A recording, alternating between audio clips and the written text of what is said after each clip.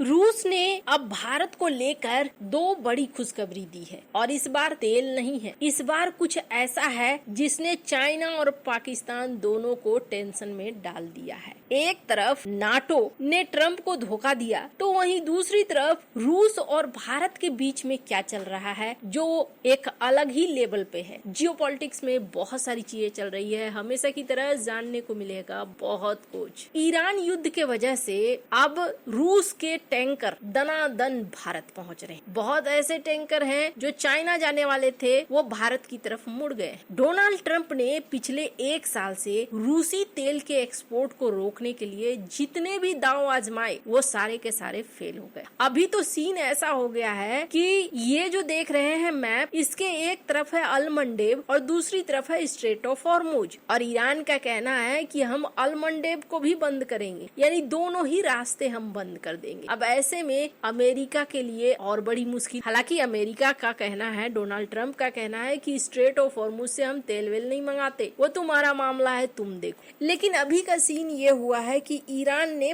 5 देशों को छूट दी है कि भाई 5 देश यहाँ से निकल सकते हैं, जिसमें भारत और रूस है। तो भारत और रूस से अब व्यापार भी एक अलग लेवल पर चलने लगा है। रूसी तेल टैंकर भारत में भी भरकर आ रहे हैं, वहीं और भी कई अलग अलग इलाकों में देखने को मिल रहे हैं। यानी कई देश हैं जो चाह रहे हैं कि जल्दी से जल्दी हमें मिले। अभी कच्चे तेल की कीमत 80% तक बढ़ चुकी है, $104 प्रति बैरल हो चुकी है। अब इससे क्या हो रहा है कि रूस को अचानक से 4 से 5 अरब डॉलर का अलग से कमाई होना शुरू हो चुका है। इसी तरह रूसी LNG की भी मांग बढ़ गई है। यूरोप में प्राकृतिक गैस की कीमतें 850 अमेरिकी डॉलर प्रति 1000 क्यूबिक मीटर तक पहुंच गई है। हालांकि कच्चे तेल के तुलना में दुनिया के देशों के पास कुछ महीनों से ज्यादा गैस स्टोर करने की क्षमता नहीं होती है, इसलिए गैस की समस्या हर देश में आएगी। कहा है कि रूस से भारत भी तेल खरीद रहा है, चाइना भी तेल खरीद रहा है, यानी रूस को कहीं न कहीं प्रॉफिट हो रहा है। जो एक लंबे समय से प्लान बनाकर चले थे डोनाल्ड ट्रंप और अमेरिका, वो प्लान फेल होता हुआ दिख रहा है। और उल्टा क्या सीन हो गया है, नाटो के साथ इनकी जमकर लड़ाई हो गई है। स्क्रीन पर इस वीडियो को देखिए। डोनाल्ड ट्रंप ने नाटो को लेकर कहा, Nobody's a match for the United States, but they're not a match for the United States. It's small potatoes. That's why I'm so disappointed in NATO, because this was a test for NATO. This was a test. You can help us. You don't have to, but if you don't have, if you don't do that, we're going to remember. Just remember this in a number of months from now. Remember my statements. They have an expression, a great expression. Never forget. You can never forget. ये हम जानते थे। NATO के लिए तो ये एक परीक्षा था, लेकिन नाटो इस परीक्षा में फेल हो गया। नाटो को हमारी मदद करनी चाहिए, लेकिन नाटो ने हमारी मदद नहीं की। अब नाटो के ऊपर न सिर्फ नाराज हैं, बल्कि नाटो को धमकाते हुए भी ट्रंप नजर आ रहे हैं। उनका कहना है कि भैया अगर ऐसा सीन है कि हमारा युद्ध तुम्हारा युद्ध नहीं है, तो रूस यूक्रेन का युद्ध भी हमारा युद्ध नहीं है। मतलब एक और प्रॉफिट जो जाती हुई दिख रही है रूस को, राष्ट्रपति पुतिन को। अब इन सब के बीच में यूरोपीय देश अगर देखें, खास तौर पर नाटो मेंबर्स देखें, तो नाटो मेंबर कुछ हरकतें भी वैसी ही कर रहे हैं। जैसे स्पेन की बात करें तो स्पेन ने भी यही कहा है कि नहीं, हम इस युद्ध में नहीं शामिल होने वाले हैं, ये युद्ध हमारा युद्ध नहीं है। फिर ये भी देखने को मिला है कि जर्मनी ने भी कुछ इसी तरीके के आंसर दिए हैं कि ये युद्ध हमारा युद्ध नहीं है। अब इसकी वजह से डोनाल्ड ट्रंप थोड़े नाराज बताए जा रहे हैं कि भाई ये क्या बात हुई, मैं चाहता था स्ट्रेट ऑफ हॉर्मुज मिलकर साथ खोलेंगे, लेकिन आपने ऐसा कर दिया। अब तो यहाँ तक कहा जा रहा है, वॉशिंगटन पोस्ट की इस रिपोर्ट को देख सकते हैं कि जो अमेरिकी रक्षा मंत्रालय है, पेंटागन, वो ये सोच रहा है कि यूक्रेन के लिए जो मिलिट्री मदद पहुँच रही है, उस मदद को अब हम मिडिल ईस्ट की तरफ भेज देंगे, यानी इन देशों को देंगे, यहाँ पर हम नहीं देंगे। अब इसका क्या मतलब है? इसका मतलब है कि फिर से कौन जीत रहा है? फिर से जीत रहा है रूस। तो होता क्या है ना,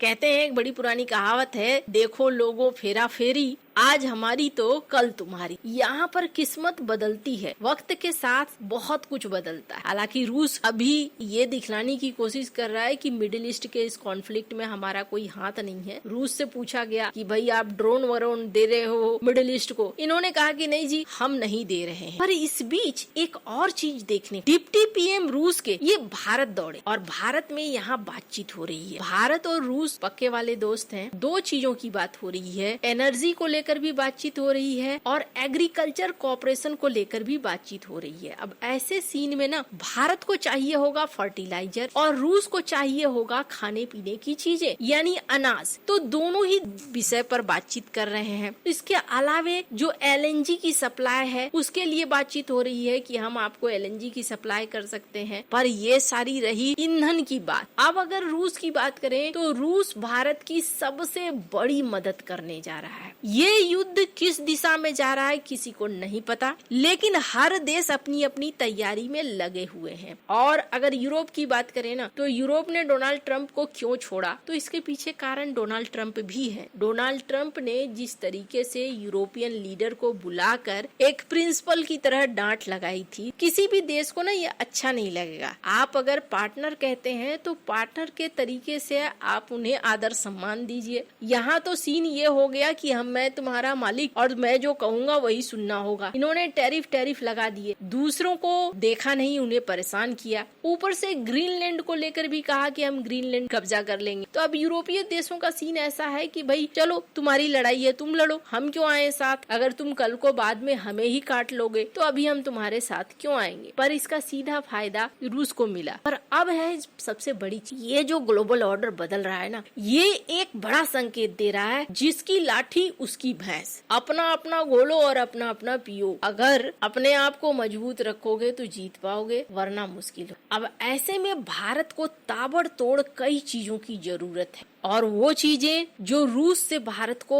फिलहाल चाहिए, और इसके लिए भारत कहीं न कहीं रुका हुआ भी है। ऑपरेशन सिंदूर के समय भारत की एक बहुत बड़ी ताकत थी। अभी आप देखेंगे इजराइल के अंदर बहुत सारे मिसाइल गिर भी रहे हैं, जो पहले लगता था नामुमकिन है, लेकिन फिर भी ऐसा हो रहा है। ऑपरेशन सिंदूर के समय भारत के S-400 ने अपनी क्षमता दिखाई थी और 314 किलोमीटर दूर पाकिस्तान के अवाक्स एयरक्राफ्ट पर सटीक निशाना लगा उसे मार गिराया। यानी पाकिस्तानी मिसाइलों को इंटरसेप्ट करने में S-400 ने एक बहुत अच्छी निभाई। लेकिन एक और चीज है, रूस का S-400 का भी बॉडीगार्ड वो है पैंटसिर S-1M। अब रूस ने दो ऑफर दिया है। पहली बात तो रूस ने एक चीज कंफर्म किया है कि हम आपको दोनों S-400 एयर डिफेंस सिस्टम दे देंगे, इसी साल दे देंगे, इसलिए कोई दिक्कत नहीं है। एक अप्रैल में और दूसरी हम नवंबर में दे देंगे। और दूसरा इन्होंने कहा कि हम आपको पैंटसिर S-1M ऑफर करते हैं, आप चाहे तो आप इसे खरीद सकते। चूँकि पिछले ही महीने भारत ने